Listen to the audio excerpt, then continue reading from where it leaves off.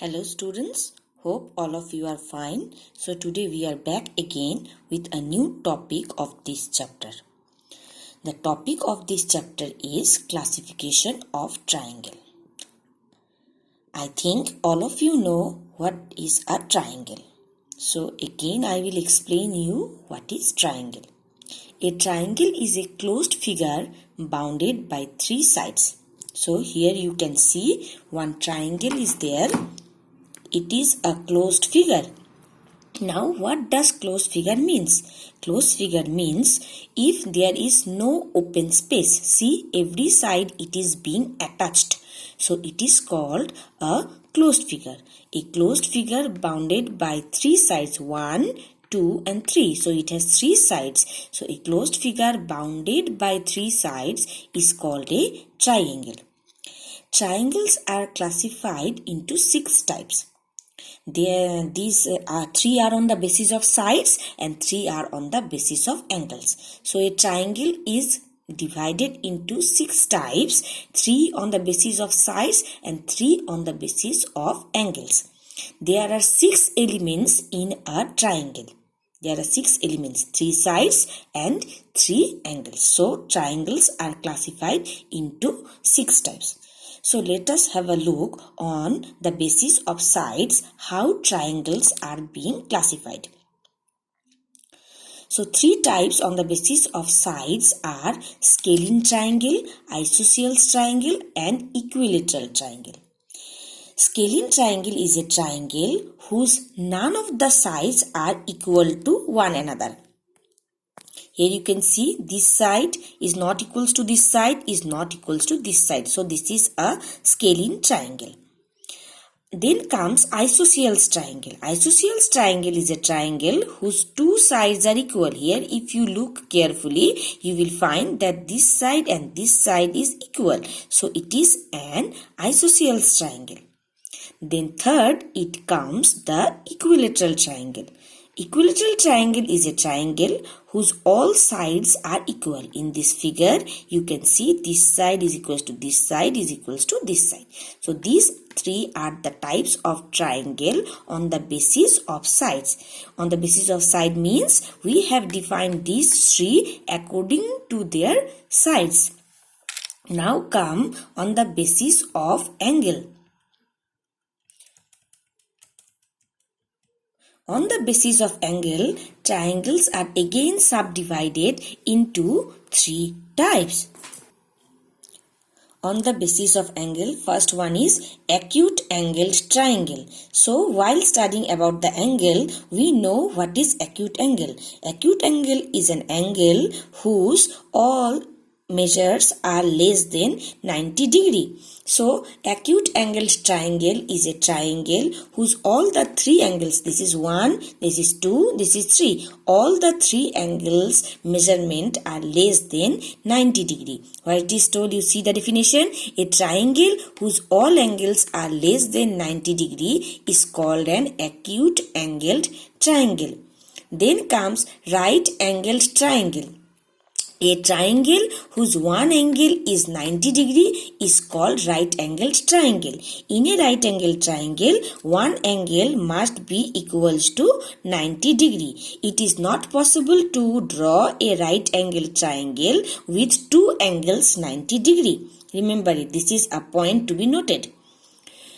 Then the third one is obtuse angled triangle. A triangle whose one angle is more than 90 degree. Why more than? Because obtuse angles measurement is always more than 90 degree. So a triangle whose one angle is more than 90 degree is called obtuse angled triangle.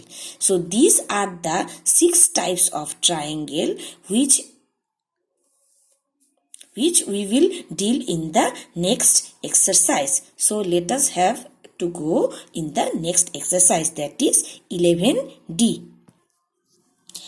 About the explanation, one thing I need to say to the students, please listen it carefully. Whatever I have explained above, please note it down in your notebook and draw the figure using ruler and pencil. Please don't use pen to draw the figures. Now we come to exercise 11D.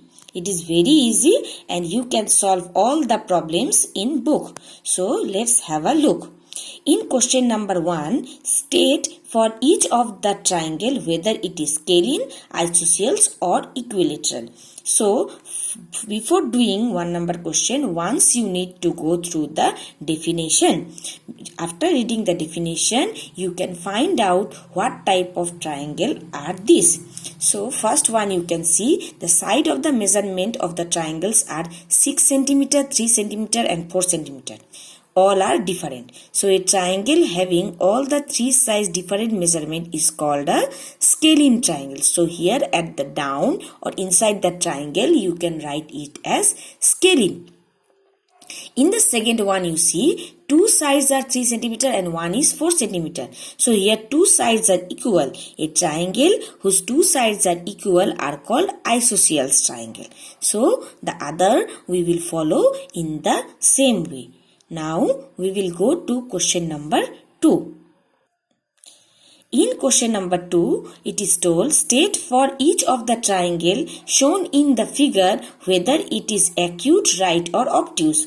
So here angle measurements of the triangles are given. Seeing them, you have to tell whether it is acute angled triangle, right angled triangle or obtuse angled triangle. So let's have a look in 1 number. Here the measure of each angle is 30 degree, 70 degree and 80 degree. All the three measurements are less than 90. So a triangle whose all angles are less than 90, they are called as acute angled triangle. So the answer of 1 is acute angled triangle. Okay, I think the explanation is clear. So I am moving to subdivision number 2.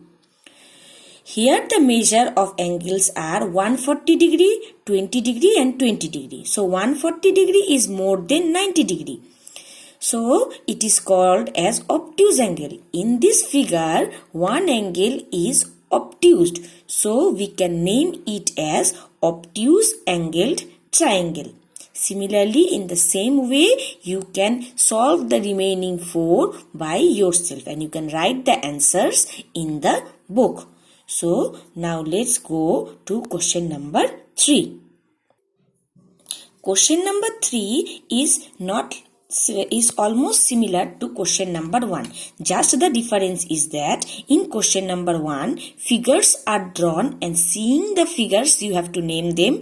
But in question number 3, the measurements of the sides are given. Seeing the measurements of the side, you have to name the triangle. If question number 1 is clear to the students, then question number 3 you can solve by yourself. You can write the answers in your book in the space provided here. And now go to question number 4.